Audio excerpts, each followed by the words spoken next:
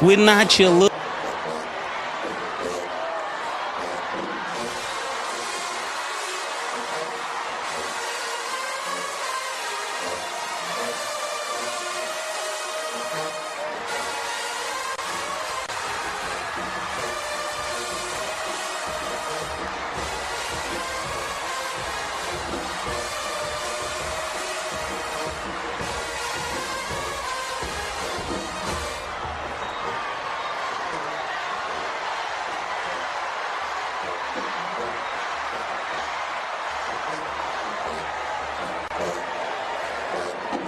Yo, what's going on? It's your boy Lionel.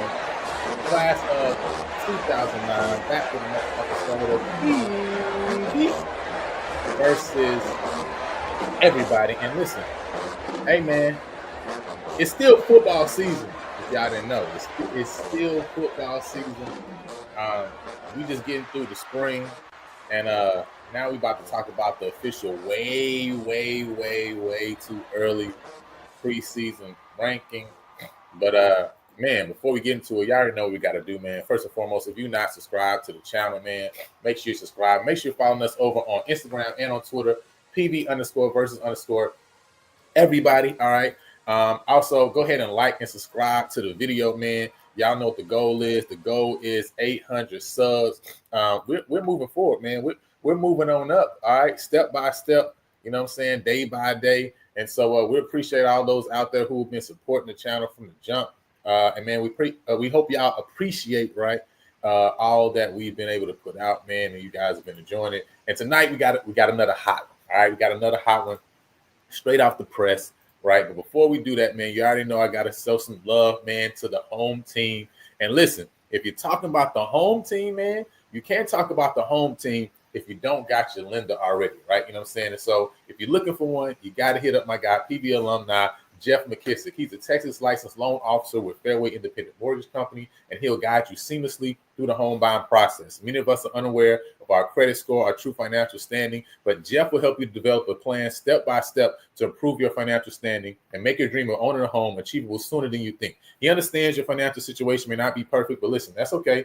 The sooner you start the conversations, the sooner you two can solve problems like credit issues or student loan debt. So don't let the fear of achieving new heights hold you back from getting the home of your dreams, right? Perfect for your growing family and for hosting those TV watch parties. So get started now on taking the first step towards your new home and taking the next big step in your life. Don't delay. Talk with Jeff today so you can be in your home tomorrow. And he looks forward to talking with you soon. And listen, when you finally get that home, right, when you finally find that when you got that loan, right, you put your eyes on one that you think is the right one, you got to make sure, man, that you get that thing inspected, right? And so when you're thinking big about your home purchase and want a thorough assessment of your biggest investment, you owe it to yourself to think big, right, and contact Blueprint Improvement Group. Big provides home inspections in the greater Houston area and is owned and operated by proud PV mechanical engineer alum Neil Harris. He has licensed inspectors who use advanced tools and techniques to assess every aspect of the property from the roof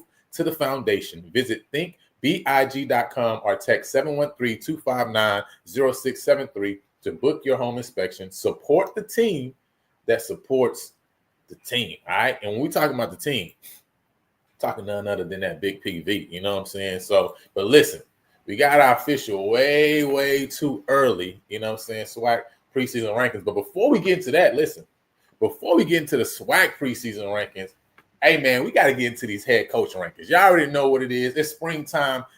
Listen, spring season is over. So we talking about right now, right now, you know what I'm saying, where these head coaches stand, man, in the rankings. So we're going to talk about that in a second. But first and foremost, man, I got to bring up my co-host for the evening. Y'all already know, first and foremost, we got the other half of, you know what I'm saying, the weekend. Yo. The Sunday show, you know what I'm saying, that recap, Mr. Kerry Mickens. How you doing, sir? I'm doing very dog today. very dog, a lot of dog-like activities going on, right, in the Mickens household, yes. You know what I'm saying? So shout out Mr. Kerry. But hey, listen, we got a youngster joining us on the evening, man. You know what I'm saying? He normally is behind the scenes, behind the camera, behind the graphics. But he said, man, he's going to jump on the show this evening, right? Because he had something to say. So what's going on, Janarius, man? How you been? Been good, man. How about yourself, bro?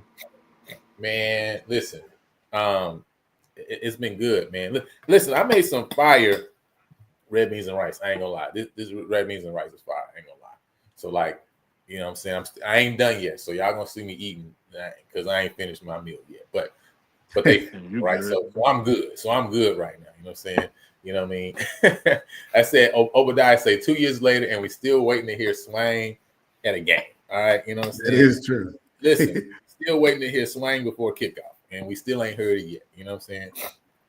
Mr. Campbell say, I'm just here to make sure I don't hear no. Oh man, come on, Mr. Campbell. Family was going 4-4 in conference. Hey, listen, that's the reason it's the way too early. All right, standings. Because listen, I ain't gonna now. Listen, I like that CJ Montez pickup. I ain't gonna lie. Oh yeah, that was a good CJ Montez pickup. That was a big. Yeah, I like that one too. Listen, before that CJ Montez pickup, y'all had 4-4. Y'all had 4-4 in y'all sight. All right, y'all had 4-4 in y'all sight. So we'll have to see. You know what I'm saying? What's going on with that, man? But let's get into it, man. Let's get it going. You know what I'm saying? We're talking about the SWAC head coaching rankings. You know what I'm saying? And listen, I want to remind y'all as well before we get into it. Tomorrow we back. All right, we back. And listen, we got the album review. All right, tomorrow. We got the album review tomorrow. All right, y'all saw the Porter Pipeline drop. Album was hot, triple platinum. All right, so we got to talk about the Porter Pipeline. We got the album review tomorrow. So y'all make sure y'all back for that one too as well, man. But listen, get into the SWAC head coaching rankings. And listen, you know, Mr. Carey, Janarius, man, when we talking about these head coaching rankings, what's some of the things for you guys that stand out when you talk about, you know, how you choose to rank these coaches? You know what I'm saying? What are some of the things that you were looking for when you're talking about guys that you say, man, I look at this guy as this is what I need to see if I'm going to look at a guy as a top tier coach, even in this conference. Okay, I go first. Yeah. Go ahead, Jess.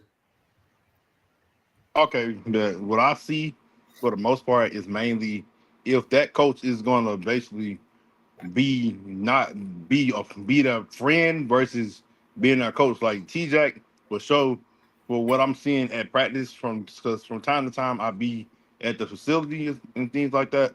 I see he's not their friend. He's going to be their actual coach versus you having your favorites like that wide receiver one or that starting quarterback. You might treat them like not the faint brain on fantasies in, but if you ever watch All American with Spencer James and Jordan Baker, if you try to use that, bring that into your program, I don't think you're gonna get far.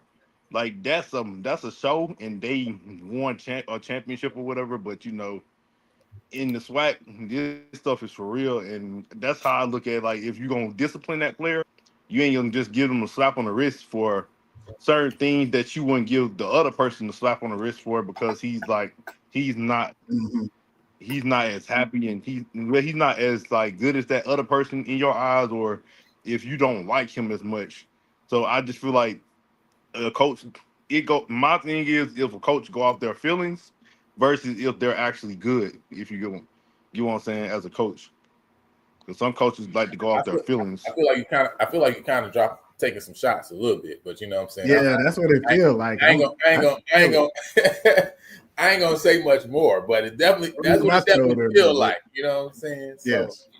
No, I was just saying because like I know certain coaches, I ain't using my feelings, but I know certain coaches would try to put their feelings in it and try to throw people under the bus. Like not even talking about one specific coach. I'm talking about anybody because to be honest, I've seen this all my life, like favoritism and stuff. I've seen this stuff since I was growing up as a kid. Not even just seeing no SWAC stuff or just one team. I've seen this my whole life, so that's what I'm saying. I'm going off a coach that's gonna go down and get on your neck, regardless of who you are. He's not scared of you or trying to be your friend or anything. That's what I'm saying. Okay, that's definitely needed. You know what I'm saying? I mean, sometimes it's kind of hard to use that right to judge all across the board, obviously, because you won't necessarily know the personality of all the coaches or necessarily the intricate details of every single program, though. You know what I'm saying? In order to use that as a as just a broad sweeping thing in my mind, right? You know what I'm saying? So to me, I feel like I would look for something that's a little more across the board and tangible. I mean, Kerry, what's your thoughts, man? Well, what I look for is that would make me say a coach should be highly ranked. And I haven't had a chance to see it because we have some new faces, but in-game adjustments.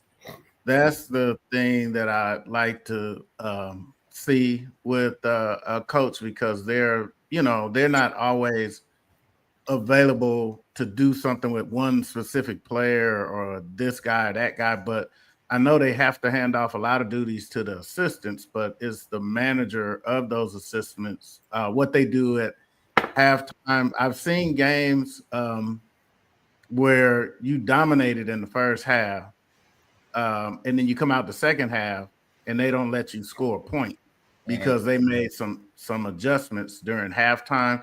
Certain players they felt like weren't matching up.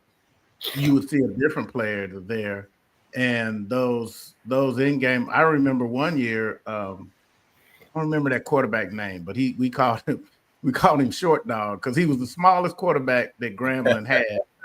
And we were just killing whoever the starting quarterback was. I can't remember who it was, but they put that short quarterback in, and we absolutely could not do anything with them. And so you got to not be afraid to sit your starter down, because sometimes the matchup. I could pick back off what you were saying. Mm-hmm. Yes. Go ahead, Damaris. Okay, so you were saying something about making adjustments and stuff too. That's one thing I also would say. Also, like, if you gonna just give up, pull the plug, and let your team die, or is you gonna, if you see something wrong, you gonna do your best to see like something ain't right. We got to change something up. Yep. Especially like this past weekend, I was at this. I was working at 7-on-7 tournaments and stuff, and I seen the championship game where it's like the team was running the same play the whole game, and like no adjustments was made to stop that. So like that's one thing I'll give you, Kerry. Like, you're actually correct about that one. No, I think that's definitely true. I mean, obviously in-game adjustments, having teams prepared, right? Some teams you see them kind of take, you talk about having those big wins, those big victories, right? And then it seems like they slouch out or they pay up or down to a competition, right? You know what I'm saying? You got talking about recruiting, right? Is another big thing, right? When we talk about coaching, especially now college, this NIL that's going on, right? How can you replenish, the guys you got? How can you keep the guys that you have and make them feel like this program is something they want to be a part of and something that they can develop in, right? So I think there's a lot of factors definitely to what's going to make, a guy kind of high on your list. And listen, I don't want to hear none of that talk, all right? You know what I'm saying? This is the official list. It's the official list. Here we go. All right? Here we go. It's trouble the official coming. list. If you got a problem, you can just hop on up. I don't hear. There you go. StreamYard. Don't be scared. Hop on up yourself. All right. I'm talking straight in the camera. Just hop on up. All right. So listen. First and foremost, starting at number 12. I don't think anybody's gonna disagree with me that Raymond Woody gotta be at the bottom of the list right now, right? Oh yeah. I was say, see Mr. Campbell. Listen, 2 seasons at Bethune-Cookman, right? First season 3-8, 2-6 in conference. Last year 2-10, 2-6 in conference. Horrible loss, right, to Clark Atlanta. Finished 5th in the East both times, right? But again, like I always say, Valley gets judged on the curve. That's just the reality of the situation, right? Valley is going to get judged on the curve because of just where they are. I mean, the type of, access they have to resources. And so we talk about Bethune-Cookman that has been in the MEAC, a team that has been caused problems before, right, in the past. So it's not as if Bethune-Cookman has been a program that you can't win at Bethune-Cookman, right? Mm-hmm. So I haven't seen from what we saw in year 1 and year 2, it didn't seem like they was moving on an upward trajectory. It kind of felt like actually this team took a slide and a step back. And Obviously, we always talk about it, right, from a quarterback position, but it don't even seem like last year they even had any guy who looked as if they had a chance, right, to make some moves. Now, I will say they did sign a quarterback in this recruiting cycle. One guy was a top 100 quarterback transfer, right, that they signed in this spring session. And so I'm interested to see what he's going to be looking like when they get him into fall camp. But right now, man, just overall, Raymond Woody got to be number 12. You know what I'm saying? So let's keep it moving. All right, we're just gonna run through all of them, and then I'm gonna get you guys comments after we go through everything. Right? Okay, gotcha. Oh, whoa! Oh, number 11. All right, Mickey Joe. Some people might think like this too low. I don't think nobody should really think this too low, because I feel like all the Graham fam also feel like, man, this is not the guy, right? Even looking at him again in this. Yeah, I agree. Last year, I think Grambling, in many people's eyes, I feel like people look at Grambling as underachieving. They did what they thought that they could be last year, right? And so, you know, I don't think looking at now his off season and looking now at the spring season that there's anything that you look at that will bring that excitement to the Grams program. Obviously, they was able to pick up T-Set coming over from Southern. Outside of that, man, you don't see a lot of interesting moves that you feel like make this Grambling program tremendously better than what they were last year, right? Mm-hmm. You know, as far as, you know, any guy. I even heard from former players. You know, FCS and FBS, right? And so, you know, you kind of trying to figure out, man, Mickey Joseph, that was big at LSU back in the day, right? You know what I'm saying, as a recruiter, is this a guy who can recruit this state in this area and bring in those guys that can make this program what many people believe it can be? Now, I know the reality is it's a crumbling dynasty. I told y'all that already, okay? So I know ain't really no hope for the program, but there are some people that believe that there's hope for it, okay, right? And right now, he not helping them to see the hope, to see the light at the end of the tunnel. So let's keep it going.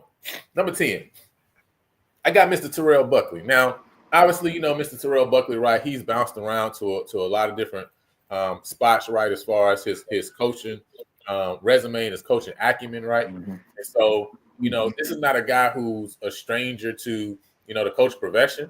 I think it's going to be really interesting because obviously he's a guy that comes from that deep South Mississippi, right? He understands that area. He's recruited that area for other programs, right, that he's been at. And so I think it's an interesting hire. And one thing that I like was him being able even to go out and get a guy on his staff that came from Ferris State, right, to come out to be the OC. And I think reaching outside the box and having those contacts that he's going to have because of kind of the place he's been is going to help him a lot at Valley, and also knowing that land down there. And I would say, listen, he did a great job of recruiting the state of Florida, right? Ooh, that's big. Yeah, he did a great job. I mean, he had a couple high school guys from Tallahassee area, right? Even, right? And again, with how things are going to go, when you talk about how the transfer portal is going to work, a lot of these high school guys who really could come in your program and have an impact early on, they're going to get overlooked. And so for him to be able to get guys in this program, and again, the question is, can he make Valley a program where guys say, I'm going to stay 2-3 years at least, right? You know what I'm saying? That's what I want to see. Yeah. That's going to be his challenge, right? Because if he can do that, you know, and he can develop, you know, this is a program that maybe, again, not year 1, but maybe year 3, year 4, you can say, man, this program, this guy got a chance to make something work and make something shake down in Mississippi Valley, right? So he's not 10 because, you know, he's necessarily done anything wrong, right? It's just basically the lay of the land, looking at other coaches and where they are. And so he's kind of almost starting off at, you know, even, but that's why I got him in 10th spot, right? Number 9. Listen. Oh, yeah. Yeah, that might be. I agree with those ones for sure. Now, I can see that. Now, Mr. Campbell said he got the link handy. So, you know, that's on him. Now, number 9. James Bullpen Cozy. James backstop Cozy, James, 3 balls, 2 strikes Cozy. Like, listen, You listen. talking about backsliding. That's what the program did, was some backsliding. He had way too much talent. So okay, so that's the point that I want to make, right? I don't think anybody would say FAMU from a talent standpoint regressed that much last year to where you would think that they would have the year that they had, right? You know what I'm saying? So again, right, I grade based on curve, right? I don't grade Valley the same I'm gonna grade FAMU. I'm not gonna grade FAMU the same I'm gonna grade UAPB, right? You know what I'm saying? I'm gonna grade based on the program, based on the resources, based on his history, based on what he's done, right? You know, in his time as a head coach. So at the end of the day, with the year we saw with James Cozy, I think we all would say, I don't think anybody would say, even Mr. Campbell, I don't think Mr. Campbell would say that James Cozy didn't underachieve, right? You know what I'm saying? I don't think their underachieving was as huge as what we saw with Mickey, right? But he definitely underachieved, right? You know what I'm saying? And so I can't put him over some other guys who I believe has done a better job with less than what he had, right? At FAMU, right? Now, again, he's done a great job of continuing to keep that pipeline going, right? I think FAMU right now has, I checked 13 FBS transfers, right, coming in, right? You know what I'm saying? A multitude also of FCS transfers, right? Probably 6, 7 FCS transfers with one. Talk about the CJ Montez a little bit earlier, right? Which I like CJ Montez, what he did like 2 years ago at Fordham, right? Season-ending injury last year, though. So, you know, he has the ability, right? He got the potential to have guys in there. The question is not can he get talent. The question is how can he coach up the talent that he has, right, at FAMU, right? You know what I'm saying? And so for right now, I had to bump him down, man. I had to bump him down because of that. So, hey, listen, you gonna wait because it makes sense. You waiting because it makes sense. I understand. Listen, I understand. I know later on you're gonna say, you know what that makes sense. That's the right number. Number 8. Woo. Number 8. Now, listen, it's a big slide for this guy, right? This is a huge descent. All right. Eddie Robinson Jr. Now, he last year he was really high up on my list because of just what he's been able to do, you know what I'm saying, and building his program. It's like each year, 1 year to year 2, he was taking steps. He was moving the program forward. So he can't get a curve, Lionel. He can't get a curve. What was he down to, the 6th string quarterback? Didn't he have the offensive tackle playing quarterback or something? Well, see, this is kind of the thing, right? He down at 6th string quarterback, but I feel like that's his fault. You see what I'm saying? Coach can't make it. That's his fault. I agree with you. I can't grade him on a curve. I'm not grading him on a curve when that's his fault. Because Andrew Body, you the reason you at the 6th string. He did put all that marbles in there. Everybody in HBCU land already knew what it was. You got your DC there. He's handling business. Your defense on point. All you needed was somebody to spark your offense. And as much as we all talked about, and it's a better calling because they ran Andrew Body like they thought he was Walter Payton. But the reality of the situation is like, yeah, I agree with that. You got the guy. Why you playing hopscotch? What you hopscotching for? With the guy who, now listen, even in that game against Central, even in that game itself, it's like, all right, if you believe, like, man, if this guy just had that great of a camp that you feel like, man, I gotta start him. Which first of all, it's like, but you've seen Andrew too. I'm sure Andrew had to have a good camp too, right? But you've seen Andrew on the field, right? If he had that great of a camp, but look at the game itself. And I think Janarius, earlier you talked about being able to make the hard decision. Or Kerry, was you talking about pulling that QB and saying, hey man, we just don't throw this guy because he's rolling, right? Andrew was rolling. Even though for some he was rolling. Only rolling on the ground because you was only letting him run the ball, basically, right? But that boy's rolling. He's the reason you was in the game. He's a gamer. just don't let him have it, my guy. Right? You know what I'm saying? So that's why I say a part of the reason he's a part of his reason. You see what I'm saying? Who is SWAC? He's Man. He's SWAC. He's SWAC definitely. But he's also part of the reason he slid on this list because that's his fault. And he haven't figured it out. Now, not only has he not figured it out, now you lose your DC to UAB. I mean, that's a huge loss, right? That's a big loss there. So we're going to learn how much of that defense is leaning on him and how much was it on the DC, right? But again, man, like, I don't know. Again, Alabama State is a program to me that's like their lack of complete success that you feel like this team could have. You kind of got to place it in his hands, right? Yeah. You know what I'm saying? Because again, it's not that they didn't have the ability to get the job done, but it comes down to, man, again, we're talking about coaching, who can get you over the hump, right? You know, making the right calls at the right time, right? You know what I'm saying? Pushing the right button at the right time. We talked about it with Willie a few years ago, right, with FAMU. And Eddie Robinson just hasn't shown that he has that ability yet. So anyway, I dropped him to number 8. Number 7. Number 7. All right, listen. Listen to me. Listen. Because I'm waiting. Eddie Robinson behind him. You shot me this one. Oh, come on. Now, I ain't have him as high up as I've heard some others did, but listen. You got to give Alonzo Hampton a little bit of credit for how that team played last year. Now, they were extremely up and down, right? You know what I'm saying? But coming from where UAPB had come from, and this is kind of like the same thing with Terrell Buckley of being able to keep people in your program, right? You know what I'm saying? Like that's his biggest challenge, right? Is can you keep people in your program? Because guess what? If Alonzo Hampton could just keep the main pieces he had last year, you're looking at UAPB a lot differently starting this year off, right?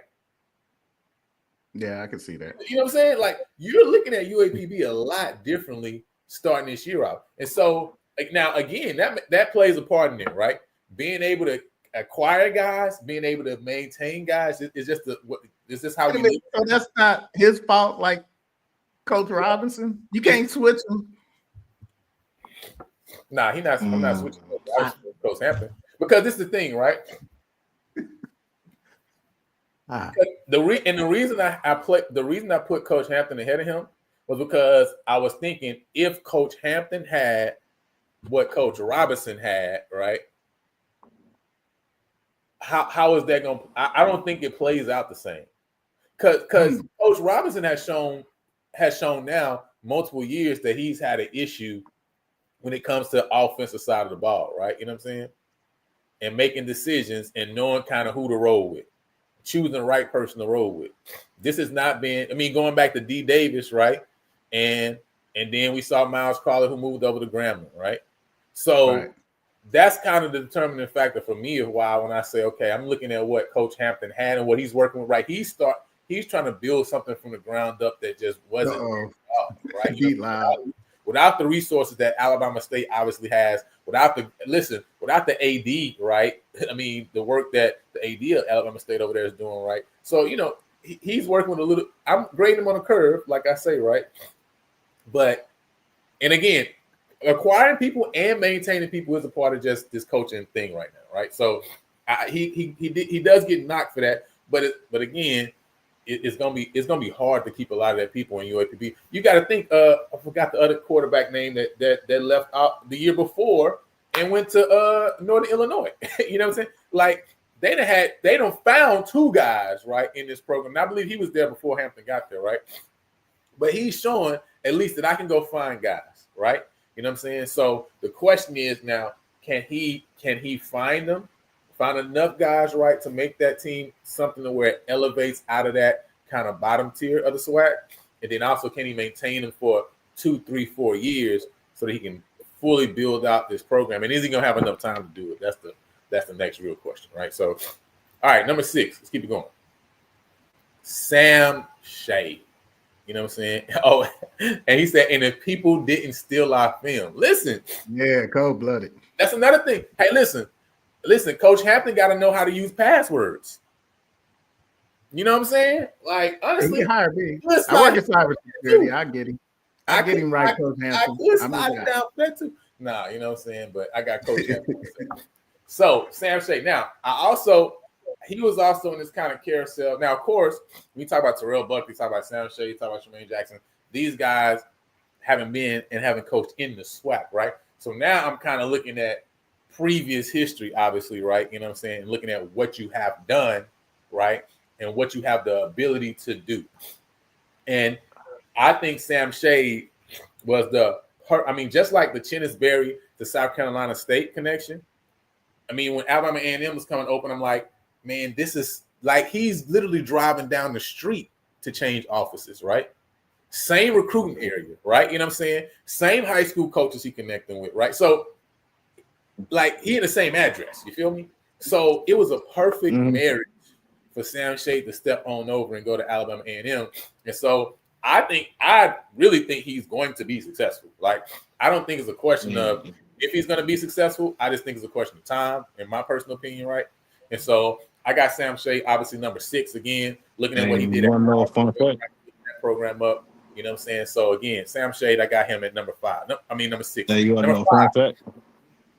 Cedric Thomas, all right? Cedric Thomas, obviously, I wouldn't say that he had a great year, right? You know what I'm saying? At Alcorn, right? But I think it was a solid year, right? You know what I mean?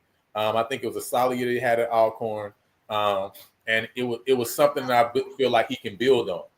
And again, what we've seen with him is you're seeing him being able, we talk about maintaining the program. You've seen that Coach said is able to maintain guys, right? Like, you don't see Alcorn losing a lot of guys to the portal. You know what I'm saying? You see them being able to get people in that program and people saying, man, I like it here, right? I love it here. I can develop here. I want to stay and build for the long haul. And you're talking about building a championship team. You really need that, right, in order to stack that 1, that 2, that 3 year together in order to get to that point. And so Coach said I got him at 5. Coach 4, listen, he was all the way down on my list last year, but Chris Dishman was super solid, right? Which is also why I'm really high on Texas Southern. I ain't gonna lie. I'm really high on Third World Community College this year. Okay, you know what I'm saying? Because Coach Dishman, man, he's a solid coach. All right. It looks like he knows exactly what he's looking for, what someone to do. Now, of course, his big thing, I feel like also same thing that Eddie Robinson's dealing with is like really figuring out the offensive side of the ball, right? But I feel like he looks like he kind of knows what he wants to do. The question is really just finding a quarterback like every SWAC program, obviously, right? Is trying to deal with. But man, Chris Dishman, I just feel like came in and just changed the culture over at Texas Southern, make them a very disciplined team, right? Don't make a huge amount of mistakes. And so that helps them to not beat themselves. But again, they're definitely going to have to figure out the offensive side of the ball. But it looks like he's trying to build traditionally, right? Saying, hey, I'm going to focus a lot on the high school ranks and develop. And again, if he can get people in and keep people in this program, I think he can be successful. Now, they did lose a couple big starters on defense, right? You know, this spring I saw that recently jumped in the portal. So it's going to be interesting to see how can he plug those holes, right? But his big linebackers are coming back, right? So, you know, he was able to maintain still a lot of that kind of core. So it's going to be interesting to see Texas Southern this year and where they go. Number 3, Terrence Graves. Hey, listen.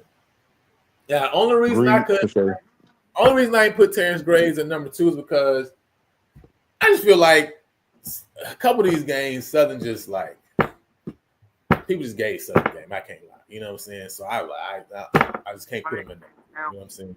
But listen, he was solid. He was solid, man. I think he was able to, put a good he's able to put a good array of coaches around him, right? You know what I'm saying?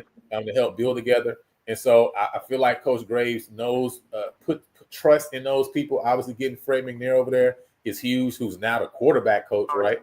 You know what I'm saying? So you lose Willie Totten, but then you got Fred McNair you can slide over, right? You know what I'm saying? So good, amount of coaches around you is a good thing right now. He did lose a couple, especially running backs in the portal, and Southern is a team that wants to run the ball, right? You know what I'm saying? So, they're right now they're young at running back. Obviously, they're going to be looking to bring some people in from the portal. They have a little age on them, right? So it's going to be interesting to see where they are, right? But right now, I got 10th grade third as far as this list. Number 2, listen. What? Some stuff just don't need to be said. It is what it is, right? You know what I'm saying? AFCA Coach of the Year, all right, at the D2 level. You know what I'm saying? Killing it at Colorado Mesa, killing it at Valdosta State. Already in the first 3-4 months, killing it at Prairie View. You know what I'm saying? When you talk about a coach to come and you talking about changing culture, right? You talking about saying, hey, I want to be a 21 and up club and delivering on that. You know what I'm saying right now? Now, obviously, at the end of the day, just like any other school, just like Jackson or FAM or whoever else that's a lot of transfers, can you make it mesh together is the question, right? You know what I'm saying? Because at the end of the day, yeah, you can bring in a lot of guys, but can these guys mesh together and can they work together? The one thing I will say, and we're going to talk about it on the album review tomorrow, is a lot of guys coming in who have snaps, right, at the levels that they're coming from, right? Whether that's FCS guys, whether they're FBS guys, they're not bringing in a boatload of guys who are just at places who actually wasn't on the field. And I think that's really huge, right? You know what I'm saying? Because you talking about, you know what I'm saying, having guys come in who knows what college speed looks like from actually playing game day, right? You know what I'm saying? So that's super huge, man. So obviously Coach Jackson, number 2. And listen, for all the Jackson people, Coach TC Taylor. I mean, listen, how could it not be TC Taylor, right? You know what I'm saying? You saw him the year 2, right? You know what I'm saying? The SWAC championship, win the Celebration Bowl. At the end of the day, he got to be number 1, right? You know what I'm saying? There's really nothing to be said, right? You know what I'm saying? The question is who 2 through 12, right? That's really the question. You know what I'm saying? Really, it's like who 2 to 11, because you know who number 12 is and you know who number 1 is, right? Now, all in between, we probably can discuss. But yeah, it had to be none other than TC Taylor, man. Did a great job, right? Got that offense rolling, right? Even in that ULM game, there was people had questions. But hey, listen, you saw him continue to make moves, right? You know what I'm saying? He's not only are they able to get people in the program, they're able to maintain people in the program. And of course, everybody has a little attrition here and there, but we talking about the bulk of, your roster, right? And the guys who actually have put in work from the previous year has done a great job of maintaining the majority of those guys, right? You know what I'm saying? And so I think just all around the board, who could say that number 1 wouldn't be TC Taylor right now as far as in the SWAC head coaches ranks, right? You know what I'm saying? Said the only thing right about this list is 1 and 12. Oh man. Listen, I would give you T-Jack on resume, but the rest of this list is downright disrespectful. I don't know about. Come on, man. I don't know. Based off resources, I agree. TC at the top is only fair. Of course, that makes sense. You know what I'm saying? No, TC has to be at the top. Every coach has something to prove. That's facts, right? Everybody else that's true too. has something to prove. You know what I'm saying? Said better not be no coach in the top 5 having coach in the country. Listen, I only can base it off of what they've done before. I can't do nothing else. You know what I'm saying? Can't do nothing else. So listen, now, guys, go ahead and help them to understand why this is a perfect list. You know what I'm saying? Help them understand why this list is perfect. And I'm still y'all know something like that? What? I'd move Eddie on. You moving Eddie down? Yeah. You moving Eddie up? I move up. I ain't gonna lie to you, fam. Yeah. I mean, I know he could have handled the quarterback thing because TC dealt with some quarterback attrition due to injuries, and he made it happen. Listen. Hey, yeah. D-Lob agrees with me. All right, listen. I mean, why wouldn't you put him number 2? Based on what? You feel me? Like, based on what? Why wouldn't he be 2? It makes sense. Oh, 2 is good. First of all, where y'all moving Eddie? I don't understand. Where y'all moving Eddie to? Who's Eddie jumping over?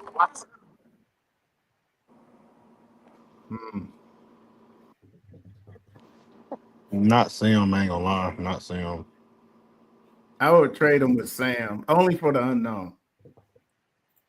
No, I wouldn't trade him with Sam. Sam's actually a good Don't coach. trade him with Sam. Well, he got the least trade with Hampton. Yeah, Why, yeah, I'll say Hampton for sure. why should Eddie Robinson be ahead of Alonzo Hampton? Based on what? They haven't won the East yet.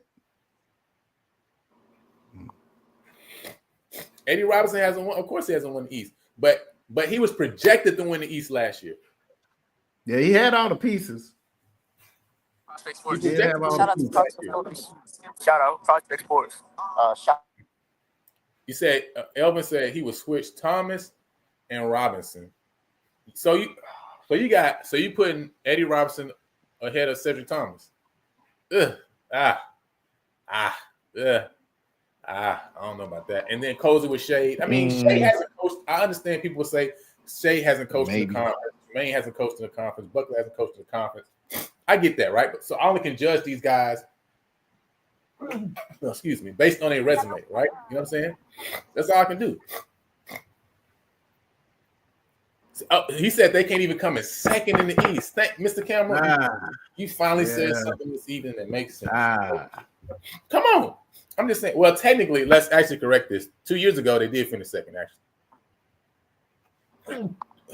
2 years ago, they did finish second. But, other than that. All right, D-Law said TC, T-Jack, Cozy number 3.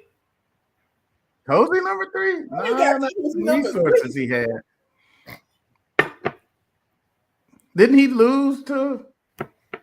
He lost the Valley. Didn't he lose the Valley? He did. How you tossing up Alonzo Hampton with Raymond Woody though? I don't get that. Yeah, I don't agree with that one.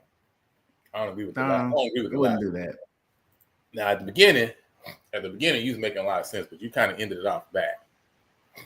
Cozy should be no lower than 5. Based on what, Mr. Campbell? They underachieved. So hold on. So he said no lower than 5. So are you putting Cozy above Eddie Robinson and Sam Shade? I mean,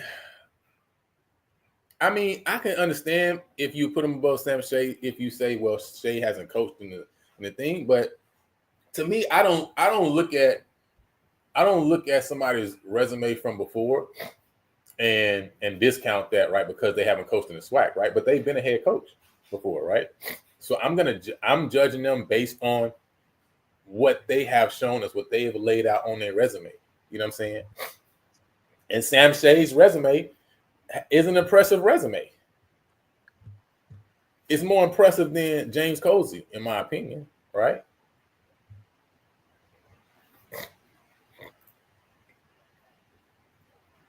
I get that, but see, I'm also, my thing is this, right? Again, I keep saying I'm grading on curves, right? FAMU not gonna get just on the same curve as Mississippi Valley. Kendrick Wade curve is gonna be totally different from James Cozy's curve because they're in two different situations. The talent that FAMU had means that FAMU had an opportunity to win the SWAC last year, right? And they significantly underachieved from that. So that's what I'm basing it on. Same thing with Eddie Robinson Jr. Eddie Robinson Jr. had a team where he had the opportunity, right, and ability to get over the hump last year, right? He underachieved. So that's what I'm looking. You know what I'm saying? And he falls short every year, and that's my thing, right? You know what I'm saying? So last one before we get to these other rankings: TC, Graves, T-Jack, Dishman, Robinson, Cozy, Shade, Thomas, Mickey, Hampton, Buckley, and Woody. All right. Okay. Interesting. No, sir. All right. So with that said, man, now y'all know it's next, man. We got to get into these rankings. We really going to get some hate now. Where's that StreamYard link? And, I already dropped the StreamYard link. It's in the comments. You know what I'm saying? Anybody has those thoughts. Now, before before we get into this rankings, right? Because see, people always telling me, why are you dropping the rankings? Why are you talking about head coaches? Can't you just wait till the summer? No, absolutely not. That's why it's the way too early. That's why it's the way too early rankings. It wouldn't make no sense if it wasn't way too early. All right. But I can't say it better than Mace can say it, so I'm gonna let him say it. We're not your little niggas. Like, for real, all that big homie stuff, that's for little niggas. Little niggas have big homies. We're not little niggas, so we don't even respect big homies. I know Killer doesn't, and for me, I never respected niggas in the streets. That's why I always got the problems I got. Niggas would tell me, Mace, chill. No, chill for what? Who is this nigga? I mean, that's who You're killing me right now. who are y'all? Okay, who are y'all? You're killing me right now. Okay, who are y'all? Okay, that's how I feel. So listen, I don't even know who you are. All right, you know what I'm saying? So watch me drop these rankings. Okay, how about that? Okay, so first up, Screenshot City. listen, get your camera phones out. Get your camera phones out. I'm gonna wait for a second so y'all take y'all screenshots. Woo!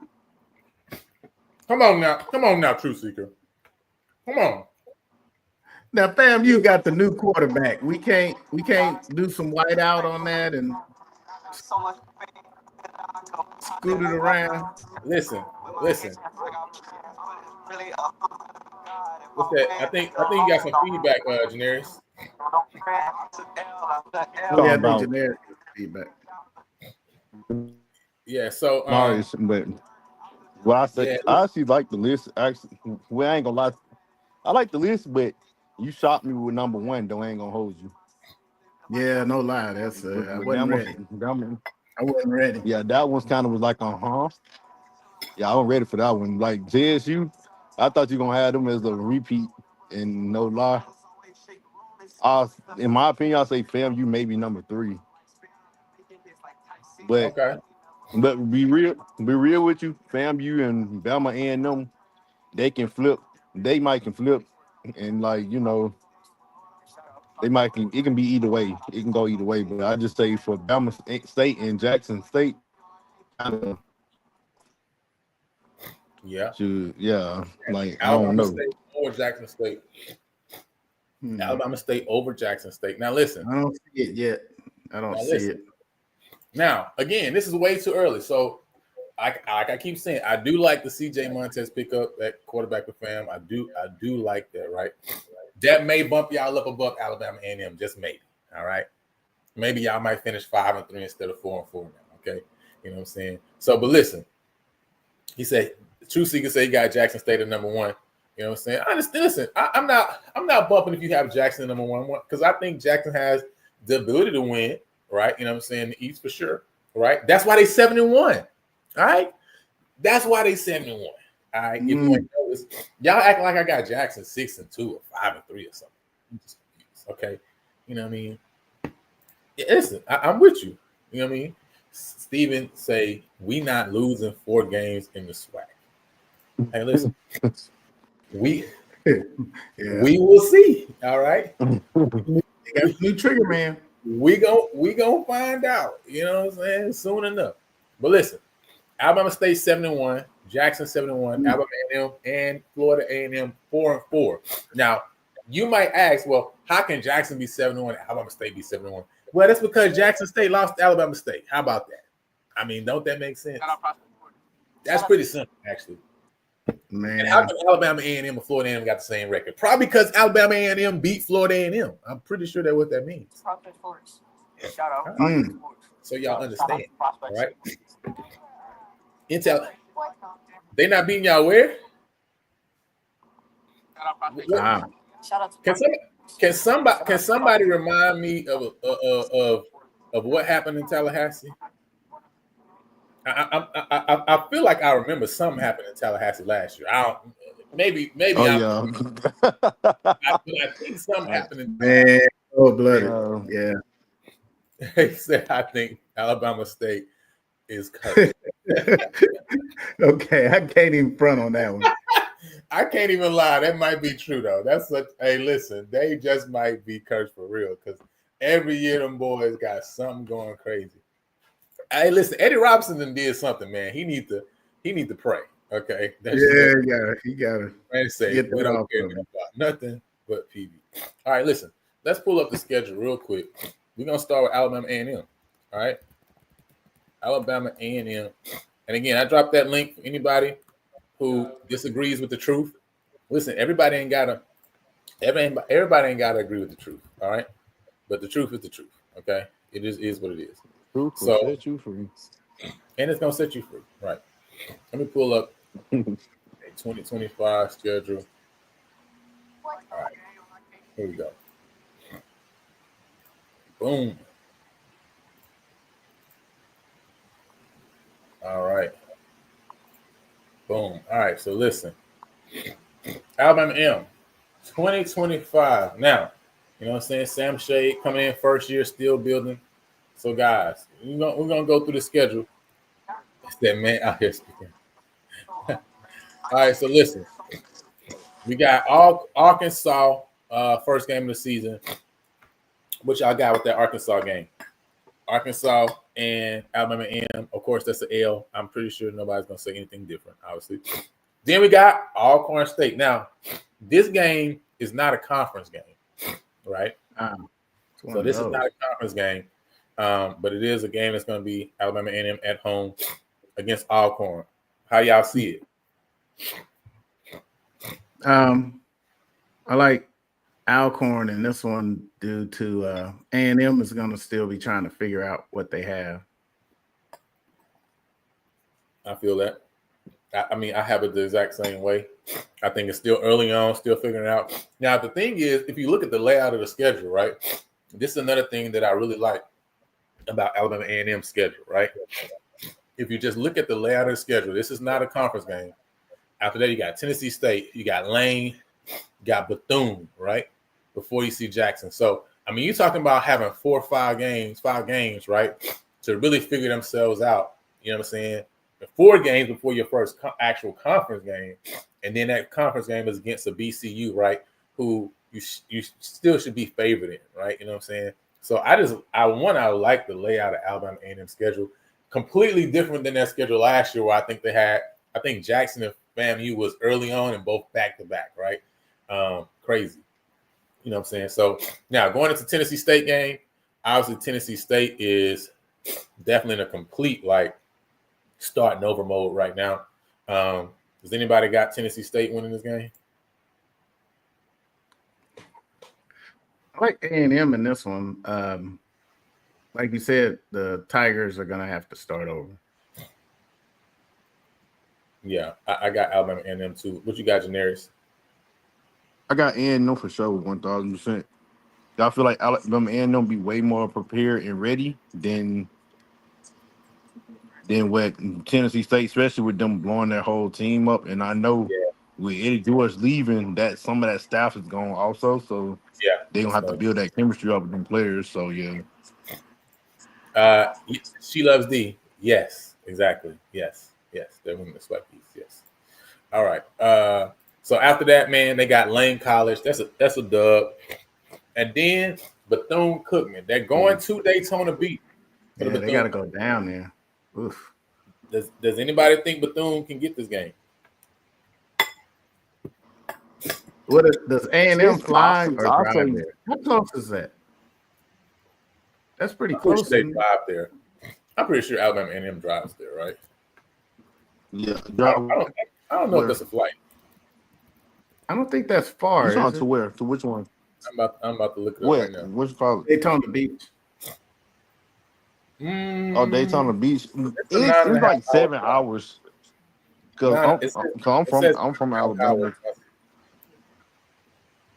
Yeah, it's not 10 hours, but it's like yeah, it's got some distance. I ain't gonna lie to you. Yeah, I don't know if that's a flight though. Not 9.5 hour drive. I'm not sure if they flying there. No, I doubt that flying. It's hard to play down there. I'm just Well, to be honest, isn't Woody fighting for his life this year? So that might not be an easy game for A&M. Yeah, I mean, again, I mean, I think Bethune definitely picked up somebody that's interesting at the quarterback position, like I said earlier. But do they have the pieces around them, right? You know what I'm saying? I know they lost their top running back to the portal as well. So it's gonna be hard, man, for Woody. He's not building momentum, man. He's been sliding back, to be honest. So I don't Oh, I think see what he's you're saying. in Yeah. year two for Bethune Cookman. So you think A&M for this one? I definitely got A&M winning this game. Okay. Now, what you got there?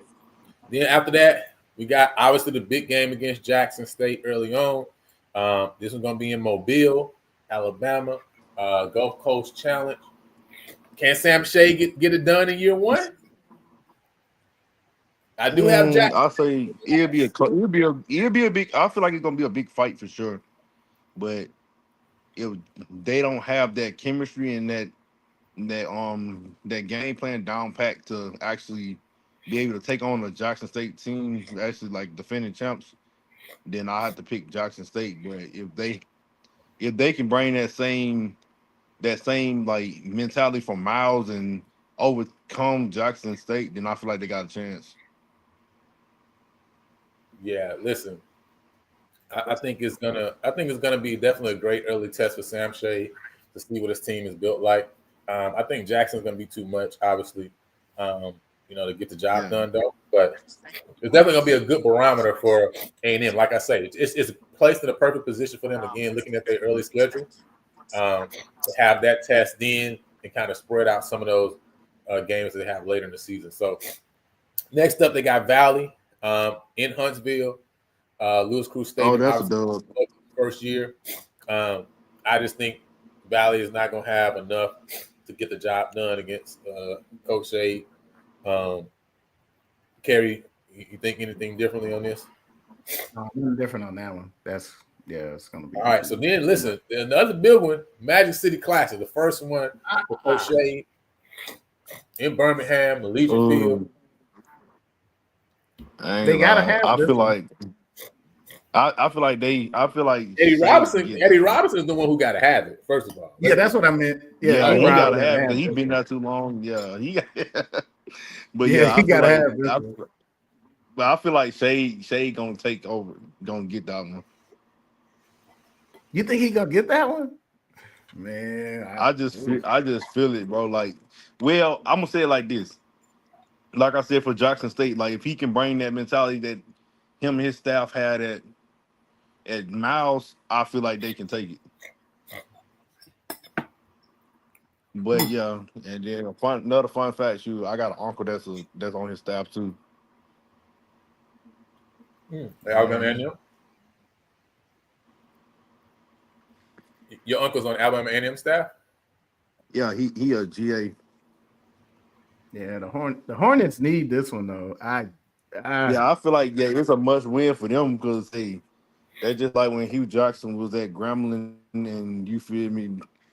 Right. He didn't win a Bayou Classic and that's why they fired him. So well, they would have been fired regardless. They did my boy Hugh wrong, but I got Alabama State this game.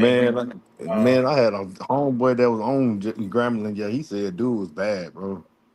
Oh man, no, that had to be bad the way that happened. Yeah, I still think they did my boy Hugh wrong. And then I heard, from what I'm hearing, like he didn't let his coaches actually coach for real. He made them basically like robots. More like a micromanager. Yeah, they didn't. Yeah, he basically told them what to do, and they had to go with his commands. I got you. Hey, well, that can kind of stifle things, right? Because now you got one mind instead of having 10 or 12, right? You know what I'm saying? So that's definitely a big thing. So speaking of Grambling, the next game, they going to Grambling, to the hole, as they call it. Sam Shea going to the hole. But listen, do you think Grambling can win this game at home, or you got Alabama A&M?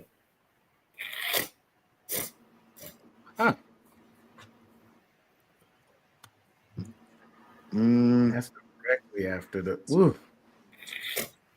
If they win the Magic City Classic, they're gonna have a letdown at Grambling. They're not gonna win the Magic City Classic. So that you don't have to worry about them having a letdown because they're not winning the Magic City Classic. Prospects from letting us come out here. In the hole though. I like Grambling in the hole against a new coach. Okay, Kerry got Graham. Janaris, what you got? For Gremlin? At Grambling. At Gremlins. I ain't gonna lie. As of right now, I don't feel like Gremlin is too much of a threat, so I'm going with Bama and them on this one. I got A&M too. 8-6, yeah. Now this game is later in the season. I'm not sure if this is Grambling coming back, but it's definitely later in the season. But after that, obviously they got PV going to Huntsville. We all know what's gonna happen there. Right? Yeah, right? you already know. Not a bus ride either. We gonna fly up there. We know we've seen what T-Jack do to Sam Shade teams. So we've seen that happen twice. That happened twice. So know what's gonna happen there. But now listen, the next one is the big one because this is the reason why Alabama A&M is gonna finish 4-4 and ahead of Florida A&M. Because they're gonna win this game in Huntsville. They're gonna win this game? Oh, they're gonna win this game. I agree with you. I agree. But they got the new fam, you got the new trigger man. Hey, he's gonna strike again. He ain't gonna strike. Yeah. Hey, listen, my early rankings may be different than my way too early rankings. But right now, for my way too early prediction, Alabama A&M gonna win this game. All right. Ooh-wee. Oh yeah, somebody clipping that audio. They're gonna clip this right. Oh yeah. So this is the reason that Florida A&M is finishing 4-4. This is also the reason that Alabama A&M is finishing 4-4, which is a good year for Sam Shade starting off, right? So that's 4-4 with what? If he pulled that off, that'll be a. Yeah. I think that's 6 wins on the season, so he would have finished 6-6 on the year. So that's pretty good. You know what I'm saying? Then the last game against Texas Southern. In Houston. Now, Texas Southern ain't gonna have no people there, all right?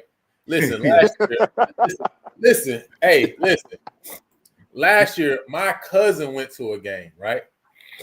Yeah. Texas Southern, I want to say it was the FAMU game. I can't remember which game it was. He went to this game. He said, Lionel, we could hear the play calls that the coach. No, I'm taking that up. I'm not lying to you. I'm not going with that one. He's literally I gotta find the pictures and see if I can upload these pictures again because I think I got them already up. Listen, look at this. Look, he ain't lying. This at the game. Right? He said we literally and then that was at the big stadium too. That was at the big stadium. He said we literally could hear the coaches calling the plays. He said man, listen, it was nobody at this game. He said it may have been 1,500. Maybe 1,500. Listen. But now, and I told him when we was on the phone, and I told him, I say, you want to bet how many people they said was there? And I can't remember the number I told him at that time, but they probably said 7,500. When I went and looked it up, it was the exact number. It was the exact number, and I was like, and that was the same time. If y'all remember, right? That was the same time when Chris Dishman came on that week in the SWAC conference call, and he was talking about the Texas Southern fans how they got to come to the games and stuff like that, right? You remember that? You did. That coach's call. So now that's the same coaching call, right? He said that, but at the same time, they marking it as people there, but you can tell That's pregame. Ain't nobody at the game. Nobody at the game. Nah, I think you can see the whole Houston. I think this might have been the Grambling game. I think this is the Grambling game. Yeah, it looked like Grambling. Let me see. Which game was this? They gotta be Gremlin. I mean, it was UAPB because it looks like they had what color they got on. That's great. They gotta be Gremlin. They gotta. You know who it was? It was the Bethune. I'm zooming in on the picture right now. Oh, that's Bethune. Okay, you just can't see the burgundy number. I think that was the Bethune-Cookman game last year. Yeah, 69-16. That's how many they said they had. 69-16. Wow, that's hilarious. Anyway, we know that. We know that. But listen, all right. So I got them losing to Texas Southern this last game. Yeah, me too. I agree. Mr. Campbell. So I had more people at the house party. Now, listen. Hey, now, with saying that, right? With saying that, and listen, I think Texas Southern, obviously, us and Texas Southern, we both got to do the same amount of marketing that we don't do. You know what I'm saying? Yeah. As far as getting our people out, that's just the reality, right? But now, we're saying that. Now, listen, that Labor Day crowd that they brought, though. Texas Southern brought all. Listen, they had people get on the bus and they was like, "Are you a football fan? Are you not? Okay, you can't get on. Are you a football fan? You are. All right, you can go ahead and get on. You a football fan? Okay, cool. You can enter. You're not a football fan, you can't come." Because that Labor Day crowd they brought, I ain't gonna lie, they was rocking that Labor Day. Though. You know what I'm saying? Mm-hmm. You know what I mean? I was upset they was rocking, right? You know what I'm saying? But that crowd they brought to Labor Day was on fire. Yeah. So if they can get that Labor Day crowd to be in all the other home games, that'd be straight. They'd have something in. Yeah. Yeah, that'd be straight. You know what I'm saying? That'd be straight. Yeah. Hey, as he say, we've had 15 straight losing seasons. Our fans started losing, but we win again. They gonna be outside. They gonna be outside. Now, you know what's gonna be. So, what will really be interesting is PB have a great year this year. Texas Southern have a great year this year. Labor Day Classic 2026. It'll be on. Oh, it would be nice to see if both of the teams in the Houston area, if they can get like, I'm not talking about just being solid, right? I'm talking about like really being like that, right? You know what I'm saying? Yeah. Them games could put some numbers together. Dude, that might be a game of the week right there. Yeah, it could put some stuff together. So, all right, so let's move on to Alabama State real quick. Alabama State. All right, let's just run through it. Win, loss. UAB loss. All right, they're at Southern. Again, I think this is also non-conference game. You got to win or loss for Alabama State.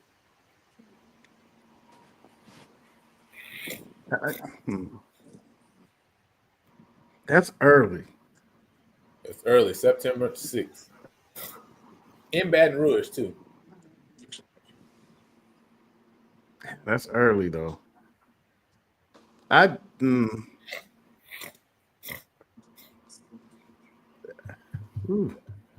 Depend on what they do with the trigger man, but Southern might clip them, but I don't know who their trigger man is right now. Elvin, I'm trying to go quicker. You feel me? You know what I'm saying? I'll give them a L at Southern. Hey, listen. All right, so I got him an L at Southern. Let's get Miles. I got him with a dub. Anybody got anything different? Nope. Well, which one? Against Miles, September 13th. That's a dub. Florida A&M. I got a dub for Alabama State here at Florida A&M in Tallahassee. I got a loss. I agree. All right, you got a loss. I got dub. All right, dub. Bethune-Cookman, I got a dub. Got dub for sure. Jackson, I got a dub. You got a dub there? I got a loss. I got a dub at Jackson. Dub, yeah. Hold on. What happened? What happened 2 years ago in Jackson? Okay, just checking. No problem. All right, I'm just checking. Yeah, sure. Alabama A&M. There's a whole nother. Dub. Preview. Nah, they got to The come. loss. The loss. The loss. I got a loss. All right. 11 in a row. Texas Southern. No, it'll be one because we lost last year. Oh, that's right. Texas Southern. I got a dub here. Dub Dub against sure. Valley. Dub against UAB and dub against Tuskegee. They gonna roll out 4 in a row at the end of the season. I got Alabama State 7-1. I think Kerry, you had them 6-2. You had them with a loss of FAMU. And the Engineers, you had Alabama A&M winning the Magic City Classic, right? Yeah, I got yeah, that's right. You had them 6-2 as well. Okay. Yeah. All right. Let's keep it moving. Florida A&M versus the Bison of Howard. Starting off, I got them with a dub there. I think they get the job done. Howard got to get some offense. I see FAMU winning that. Yeah, I got fam. You get a dub. Florida Atlantic, I'm give them an L here. L, for sure. Yeah. Albany State, dub. Dub. All right. We already said Alabama State. Mhm. Kerry said they winning. Me Engineers had them losing. Val- Valley dub. Valley. Central. That's a really interesting game there against Central. How do y'all see that? That's a good game. Yeah, but they coming to brag. Sure, they I lost think to Cozy Valley and gonna get it Bragg. back on track Anything and brag. happen. Lost to Valley and Bragg. Hey, anything happen. The bougie black. Listen, I got Central winning this game. Yeah. I got Central winning the game. I mean, The Florida ain't winning it. listen, if Valley can go into Tallahassee and win, Yeah, Central and that's exactly what I'm talking definitely can go about. into Tallahassee and win. All right? Like, if Valley can do that. Yeah, definitely. If I Valley don't can know. do that, New trigger man, the new trigger man, he gonna do it. right. No, for know sure. about that, cuz. So, all right. Now, this is the other one, right? So now, because I already said I think they losing to Alabama State, right? So Right. Yeah. that's one of the losses they taking. The other loss I think they're gonna get, I think they're gonna lose to Alcorn too. But now, Braves. this is my way too early rankings, right? You know what I'm saying? So I might Yeah, change before the exactly. season starts. Okay, I got the right to change before the season starts. But right now, you know, I got Alcorn also winning this game. Listen, once you break it open, right, and we see once we see somebody get it done, it's just like once we see somebody hit one record, it's like, oh, that record can be broken. Okay, well, cool. I'm gonna go and break it too. And that's what just happened last year. I mean, after Valley came in there and got it done, I think it's just gonna open the floodgates. I mean, I think there's gonna be a lot of L's in Tallahassee. You know what I'm saying, moving forward. So I got Alcorn State winning that game. Yeah, what do I got? Alcorn State in Tallahassee. I got fam. I got them. I got fam getting a dub for that one. Okay, you got fam with the dub. Okay, so you gonna have fam finishing 5-3, maybe. Southern, I got them beating Southern in Baton Rouge. Yeah, I could go with that. Jackson, I got them losing to Jackson again in Yeah, Tallahassee. yeah, they lose. That's three losses this year in Tallahassee. 3. No, they're gonna lose. Yeah, they losing to Jackson. They three losing to losses. Jackson for sure. Hold on, Alabama State. Hold on, I'm tripping. That's 4 losses in Tallahassee this year. 4 losses. Alabama State, North Carolina Central, Alcorn, and I got Jackson beating them in Tallahassee. Now, maybe the Alcorn game they can get that one right, but still 3 losses at home. That's a lot of losses in Bragg after coming off that big win streak. That's crazy. All right, dub against UAPB, a loss in Huntsville, and then beat Bethune-Cookman. Anything different y'all see there? Not on that part. Nah. All right. Move over to Jackson. This is the only other one that matters, right? Because where I know Valley and Bethune ain't gonna have no good year. All right. So listen. Hampton comes to Jackson. I give Jackson this game. Yeah, Jackson could get that. Yeah, I don't think Hampton is going to be able to come into Jackson and win that. Yeah, Jackson getting that dub. Southern Miss, that's an L for Jackson. Of course, I got him beating Tuskegee. Tuskegee W. Yeah. Of course, then you got Southern in Baton Rouge. They're going to get up for that game. Southern's definitely going to get up for that game, but I got Jackson taking this as well. All right. Nobody see anything different? All right, cool. Alabama A&M. I got that one as a dub. We talked about that before. We already talked about the state game. I got Jackson losing that game in Jackson. Got Jackson in it. I got Jackson beating Grambling. I got him beating FAMU. Definitely. I got him beating Valley, Bethune. Of course. And then the last one is always a close one, right? It's always tough. But, I got Jackson on that one. So I got Jackson on that one. That still gives Jackson only 2 losses on the year, I think. Yeah. So how hard would they go after the Braves if they already got the East locked up? Say it again. If they already got the East locked up, how hard would they really try to win that last game? I think they still. I mean, at the end of the day, it's a rivalry game, right? Oh, that is a rival. That's right. Yeah. Hey, but did it happen 2 years ago? Just answer the question. Did they or did they not come in Jackson and win?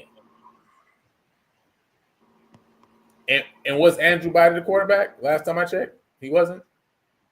I'm just saying. So, but hey, end of the day, I still got Jackson going 10-2. That's 10-2 still.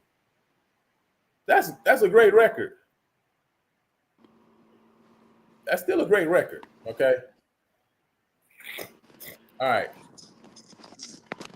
I'm gonna hop over to the West. I want to look at Southern, and I want to look at Texas Southern because I think Texas Southern is gonna be my surprise team this year. You know what I'm saying? I'm really high on Texas Southern right now. You know what I'm saying? So they're my surprise team this year. Southern got NC Central. That's an L. That's an L, definitely. Valley, and I believe this is not a conference game as well. Southern be playing a lot of non-conference games against SWAC all the time. Yeah, they do. Yeah, a lot, man.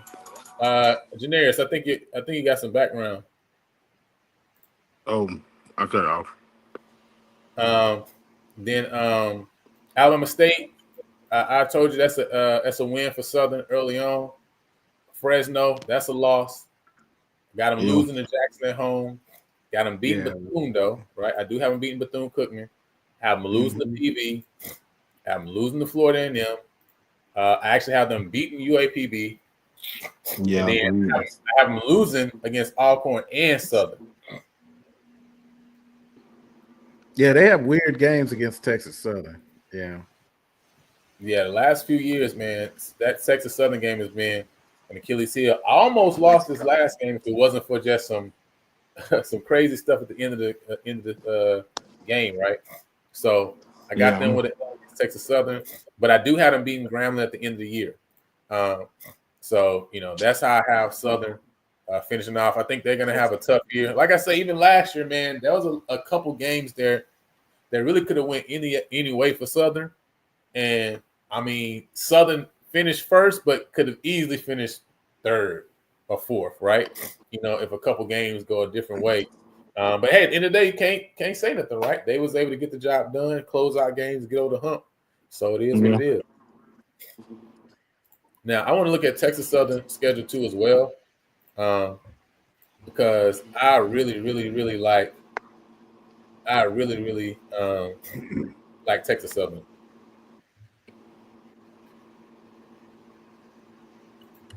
All right. So obviously, first game Labor Day Classic, we got to get back there. So you know what I'm saying. California, I think that's an L. They got Lamar in the next game. Now, this game was a really close game last year. Yes. And Texas Southern, really kind of let Lamar off the hook. They have them at home this year.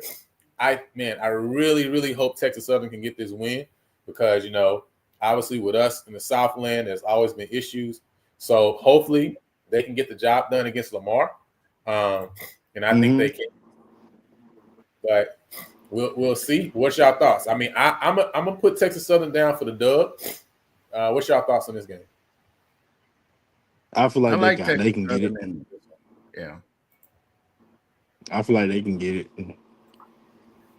Yeah, I think they definitely get it. Then you got the Mississippi Valley game. I think that's a dub. I mean, just look at how the schedule lines up. I mean, of course, right? I believe we're going to win the Labor Day Classic. But now look at the possibility for Texas Southern if they come out the Labor Day Classic with a dub. You got PV, Valley, UAPB to start off your year in conference. I mean, Texas Southern could literally start the year off 3-0 in conference, right? With everything in front of them. Yeah, they can be top dogs if they can take it the right way. They definitely still have a shot at the Labor Day Classic. I can't say that there's no shot. Oh, for sure, definitely. I mean, and the way the schedule lays out, it lays out perfectly for Texas Southern, right? You know, what I'm saying? They could have a good year. Regardless, right? If they win, they 3-0. If they lose, they 2-1 going into the October 11th game in Grambling, right? And I feel like beat Grambling too. Still in the race, right? At the end of the day, and I think they're going to beat Grambling this year. Obviously, going to beat Virginia Lynchburg, and again, I think they're also going to beat Alcorn State. You know what I'm saying? I think they're going to beat Southern. The biggest game for me for Texas Southern this year is the Alabama A&M game at the end of the year, the Alabama State game in Montgomery, and then obviously the Labor Day Classic. I think those are the three biggest games for Texas Southern this year. Yeah, that too. Yeah, depending on how those games track, and that's not to say that Alcorn and the Southern game aren't going to be close, right? Because I just think all those, SWAC West games, just a tough, hard-nosed games, right, at the end of the day. So, it's going to be tough regardless, but I still think they're going to come out victorious in those. So, I'm looking at their three majors as those two Alabama schools that they have to play this year, and also the PV game off as the first game of the year. The big thing for Texas Southern this year, no FAM and no Jackson State on their schedule, right? Mm-hmm. Alcorn has to play Jackson and FAM. Southern has to play Jackson and FAM this year, right? I think Grambling, let me look at Graham's schedule real quick. I think they got one and not the other. Yeah, they got Jackson, but they don't have FAM, right? Right. And so Texas Southern gets to avoid both of those opponents on the East, right, this year. So, their schedule is really nice, man. I'm going to remind me of Graham's schedule last year, where Graham had a similar schedule where they didn't have those East squads on their schedule. So I feel like it's really laid out for Texas Southern to have a great year. They say I love no FAMU and Jackson State. That works in our favor, definitely. Yeah, I think that'd be a big surprise too. Yeah, I think they will too. Yeah, I think that'd be a big surprise too. I mean, I actually felt like they was going to do well last year, and they obviously did well. And I just think KJ Cooper went down though, and that just changed everything. Now that don't change the fact that they're gonna get this work on Labor Day Classic though. That's not changing that fact though. But I do like Texas Southern. I'm not gonna lie, I do like Texas Southern. So, man, listen. Last but not least, we got to do Big PV. Just roll through real quick. So, Texas Southern, dub. UTRGV, dub. Rice, dub. Northwestern State, dub. Grambling State, Alcorn State, dub. Southern, dub. Lincoln, California. We love Southern homecoming. Alabama State, dub. Hey, they might would let me play in Lincoln. Dub. UAPB and Mississippi. We're going 12-0. All right. Yeah, they might well let me play in Lincoln, suit up in Lincoln. We going 12-0. All right, that's all. Why go so quick? Because why am I wasting y'all time when I know we're going 12-0? But that's why. That's why. Why am I wasting your time when you know? Why would I have to think about this? When you know and I know, we going 12-0. Why would I waste your Why time? would I ever think about this? Why would I think Wait a about minute. this? Southern a loss? No, PV loves Southern homecomings. Let's see. What's our record at Southern homecoming? Listen. We're gonna talk about Porter Pipeline tomorrow. We got the album review coming because listen, Yeah. You must not be paying attention. Said what's she gonna say? Oh, that's it. What's she gonna say? She ain't got nothing to say other than you No, right. she spoke him up. She you spoke right. Up. Yeah, Prairie View is gonna go 12-0. I mean, what else is there to say? Ain't nothing else to say. Like it's nothing to think about, bro. No, we'll let them keep laughing. He who laughs, laugh. Listen, see, I mean, the Truth Seeker is really close to Prairie View, Texas, so he understands that this ain't no game being played. And just like we understand ain't no game being played, right? Because like I keep saying, Chris Dishman, I like what he's doing, he's building over there, right? You know what I'm saying? So there's a mutual respect, you know what I'm saying, across the board here in Houston. And listen, I'm gonna love when the Houston squads are at the top of the West, right? And the Louisiana squads are back where they should be, right? Even I'm from Louisiana, you know what I'm saying? But they back where they should be, right? You know what I'm saying? Because it really ain't no reason why PV and Texas Southern shouldn't be at the top anyway. You know what I'm saying? We talk about the talent, we talk about what we able to have over here. Come on, y'all. And listen, Brandon, and we hosting it on the yard. You know what I mean? So it just is what it is, you know? Yeah, no, listen, undefeated. Yes, that means we're not going to lose any games, right? That means nobody's going to beat us. That's what that means, right? So with that said, man, that's all I got to say. Like I say, we got the Porter Pipeline coming up on tomorrow evening. So y'all, y'all come back for that, man. We're going to talk about some of these guys on the album, some of the features, so y'all can understand the reason why we saying we gonna be having a 12-0 season this year, right? You know what I'm saying? And listen, they coming soon, Jared. They coming soon. I can't rush perfection. You know what I'm saying? I can't rush perfection. You know what I mean? So, and listen, like my boy may say, that's how I feel listening to this, man. Like, that's how I feel listening to y'all. You know what I'm saying? Who is y'all? Who is y'all in the first place? You know what I'm saying? Who is y'all? You know? I don't know. It's and we got some B-side tracks that they're not gonna see. Yeah, I want to remind everybody. The last time we played Rice, right? The last time we played Rice, I think we lost to them by 2 points, right? They kicked the field goal. 2 points. We were a long snapper away. Right. So, and we turned the ball over in order to even give them that opportunity, right? So I just want to let everybody know, you know, slow your horses. Slow your horses when y'all think that this is a loss, okay? Slow your horses a little bit, okay? All right? Slow your horses. So, anyway, with that being said, and listen, I'm really interested in this game too because I just like this program, man. I just like Me too. They're throwing some money at that program. For how real. they build it. Listen, you know, this is a big school, by the way, right? They didn't have football, but it's a huge school as far as like population students. They're definitely going to go on a trajectory to go toward the FBS. I already know, right? So it's just so interesting seeing how they're building this program from scratch, man. So I know this is going to be a team in the future that's going to be a power, man. They're going to be something to deal with. Yeah, in the FCS. You know what I'm saying? So I'm happy we starting to get them early. I think we play them in 3 years after this as well down there. So that's going to be a really good game. But with that said, man, hey, any last words y'all got for the people? You know what I'm saying? We'll be back tomorrow. Hey, listen, you got to get the shirts. You can get one too. Yeah, listen, no, the one for last year. No, you know what I'm saying? You got to get the one for this year. You got to get the one for this year. You know what I'm saying? Yeah, I'm gonna get getting her this one for purple those. This year. You know what I'm saying? You can get one of those. You feel me? Yeah, give me one.